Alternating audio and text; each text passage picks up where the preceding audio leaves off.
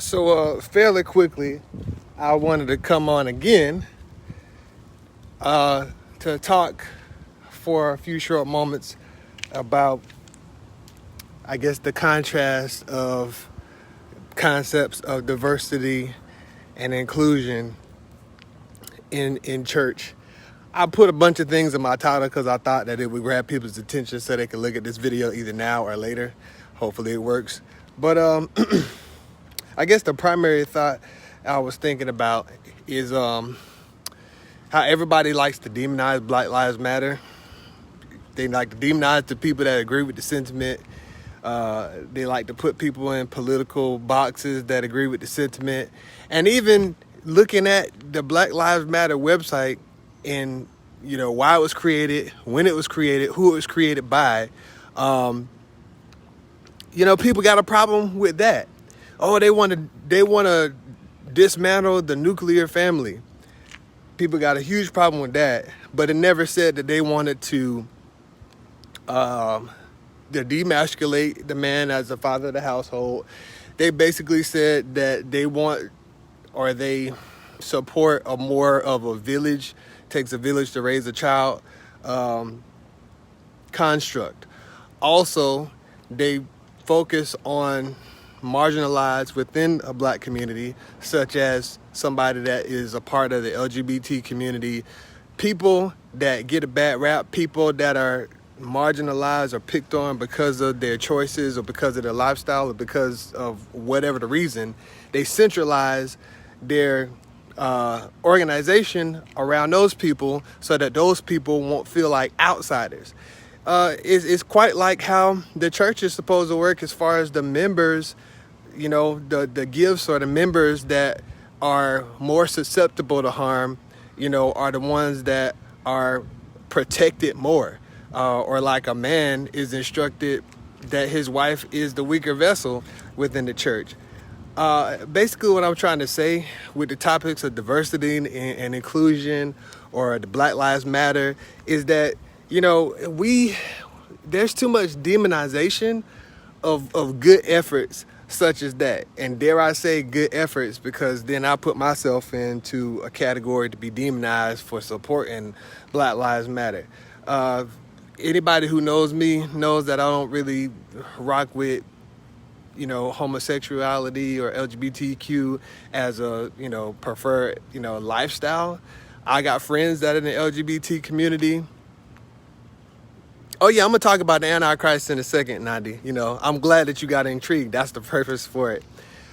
The Antichrist, I put that in there because so many Christians, it's just like they're against diversity and inclusion. They're against the Black Lives Matter movement because they're like, oh, it's just paving the political way for the man of sin. It's paving the way for the Antichrist.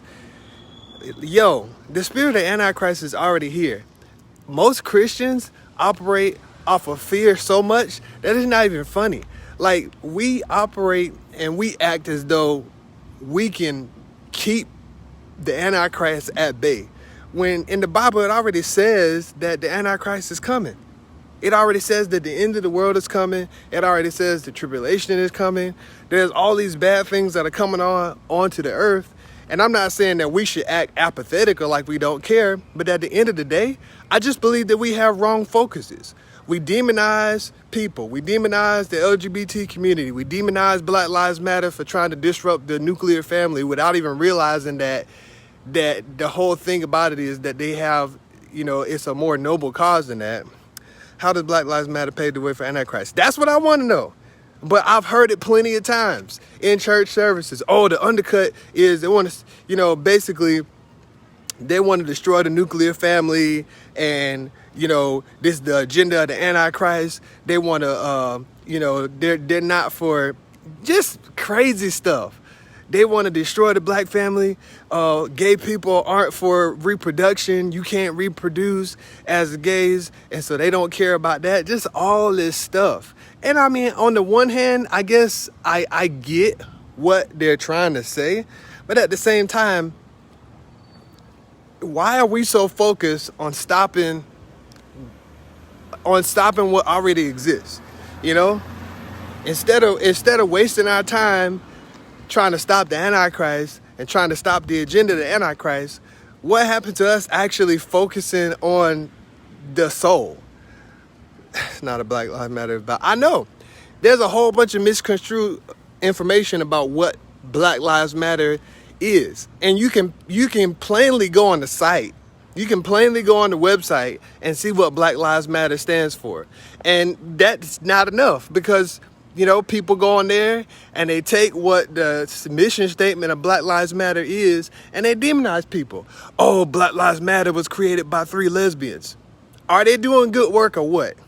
Not to say that justifies whatever the case may be, but before you start demonizing people, how you expect to reach somebody? My pastor said it very eloquently just recently at my father's homegoing or celebration of life. We can't change nobody without relationship. How the heck are you supposed to be an influence in the life of somebody that's apparently doing wrong and you don't even know them well enough to have a relationship with them? All you're doing is sitting on a stoop and pointing the finger at people. Like, it doesn't make sense. It doesn't make sense at all. It is. A lot of people talk about lean not to your own understanding, and the exact same people that are talking about not leaning to your own understanding are the exact same people in church that's doing that. Let me tell you what I think. You got all these people that's trying to stop the Antichrist from coming.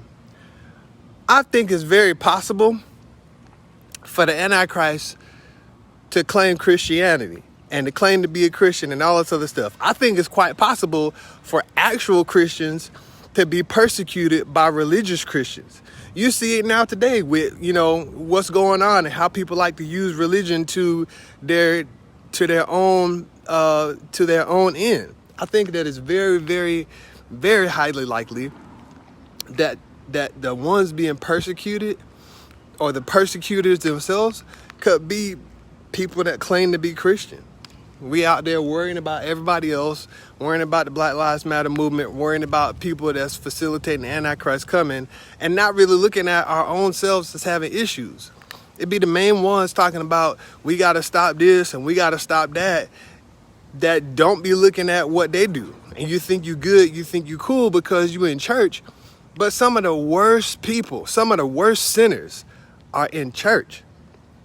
Some of the worst sinners are religious. Some of the worst sinners think that they're going to heaven because of all their good works that they're doing, and they have absolutely no relationship with God, and it shows by their lifestyle. But you can't tell them nothing because one of the big blinders in religion is you think that you're good because of the works that you do. You think that you're good because you don't smoke, you don't drink, you don't have sex out of marriage, you're not a homosexual or struggle with homosexual thoughts or whatever the case may be. But your heart is completely dirty, like completely dirty and nasty. And I just think that a lot of times we get sidetracked. Right. People, even people get on him. The pastor that said you need to get your own, met-ish together. Like, okay, he slipped, or maybe he said it on purpose. But, people will care more about the language that you use more than what you're saying. And I guess it's human nature to care about, that kind of stuff. But at the end of the day, we gotta focus differently. We really gotta focus differently. People, and I'll include myself in that, want to get angry about now they trying to teach diversity inclusion and they trying to teach homosexuality in schools and all this other stuff. Nobody is making you become or do anything. I really honestly believe that a lot of people that claim to be in my camp as Christianity, I'm not talking about my church, I'm talking about as a Christian. It's a lot of people that claim to be Christians. We're just scared. Superstitious, all of this stuff. And God says that there is no fear in love. So if you got all these people that's scared of the Antichrist, scared of whatever the Black Lives Matter agenda or whatever, all I see when I look at my people, speaking of Christians, is fear. Why y'all so scared? Why y'all so scared? God told you that this is going to be. He told you what the end times is going to look like. He told you Antichrist is coming. He told you there's going to be a whole bunch of stuff going on in the end of the world and the spirit of Antichrist and all this other stuff. And we so worried about stopping the agenda when we should be worried about saving souls. Truly saving souls, truly knowing our word enough, truly loving enough in order to actually be able to effectuate change in somebody who just needs love. And we can't do that because we're so scared of the agendas that's in the world that we can't even focus on actually loving like we should so that we can make it out of this era with something more than complaints. So that's my rant. I came on here because I felt like offloading some stuff that I had been thinking, probably posted about here and there. But we just need to get it together. Diversity and inclusion is not bad. It's funny that the world gets diversity and inclusion more than the church gets it. They're not saying affirming the lifestyle or whatever. If anything, they're saying that nobody deserves to be picked on based off of their sexual preference, orientation, color, or whatever. And it's a shame that the world and institutions and governments and stuff can wrap their head around this quicker than the church can. It's just a shame. And it just all boils down to a self-righteousness of a kind of things. And I know that the world, people in general, struggle with self-righteousness. You don't have to be in the church or outside of the church. Both camps can struggle with self-righteousness. But I'm just saying, on the topic of diversity and inclusion and fighting for human rights and making sure that people have rights, the world is way ahead of us in things like that. And I know Christians.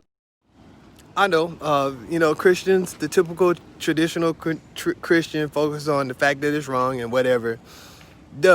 Move past that. Move past the fact that it's wrong. Move past the fact that you don't like it, and move on into the fact that this is a human person that has, a myriad of intricacies, and it's just not black and white. It's just not black and white. But you'll never see that if you don't have a relationship with these people. God instructs us to love. He says that, when you love, you be like your Father which is in heaven. He said, pray for those who despitefully use you, pray for your enemies, all that stuff. So why do we think that we have a right to discriminate? We think we have a right to discriminate. In my estimation, members of the church, Christians, we should be the last people to discriminate against anybody. But I guess because in the Bible is written that homosexuality is an abomination, we just take that as a right to beat people over the head with the Bible, which is absolutely erroneous. We don't have to affirm someone's lifestyle in order to love them. But you know what? The kicker with that is that we don't want to give a sinner of any persuasion the satisfaction of thinking that we accept them as they are. But the not so funny thing is that while we were yet sinners, Christ died for us. We didn't have to qualify for God's love at all. We didn't. God loved us in our sin. And it's his love that actually changed us. So that's the same energy that is going to take to change other people. Fine, let them think that you accept the lifestyle or whatever. Well, what they shouldn't get mixed up is that you accept them. They shouldn't get that mixed up. Because if love changed you, love is going to change the next person. And that's something that we haven't quite wrapped our minds around, is the fact that we need to love how we would love. God doesn't require for us to come in any certain way or to fix our life up at all. He loved us, and that love changed us. But so few of us have actual relationship with people to where people, they don't change. They don't change for the better. But anyways, that's my second closing, and I think I'm done. I make this 15 minutes and get on with my life. But thanks for everybody that came on and interacted, and for those of you who will come on later, leave me your comments and let's talk.